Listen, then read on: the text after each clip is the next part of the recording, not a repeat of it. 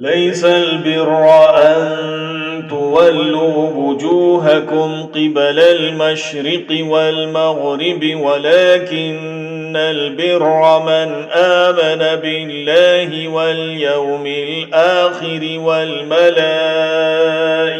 والكتاب والنبيين وآتى المال على حبه ذوي القربى واليتامى والمساكين وابن السبيل والسائلين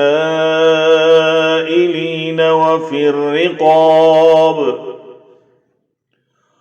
وأقام الصلاة وآتى الزكاة والموفون بعهدهم إذا عاهدوا والصابرين في البأساء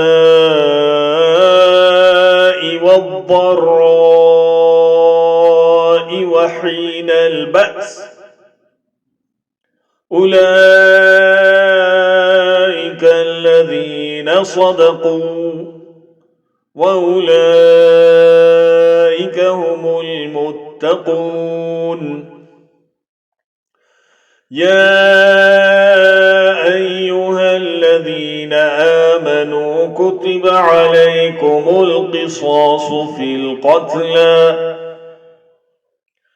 الحر بالحر والعبد بالعبد والأنثى بالأنثى فمن عفي له من أخيه شيء فاتباع بالمعروف وأداء إليه بإحسان ذلك تخفيف من ربكم ورحمة فمن اعتدى بعد ذلك فله عذاب أليم ولكم في القصاص حياة يا أولي الألباب لعلكم تتقون كتب عليكم إذا حضر أحدكم الموت إن ترك خيرا الوصية للوالدين والأقربين بالمعروف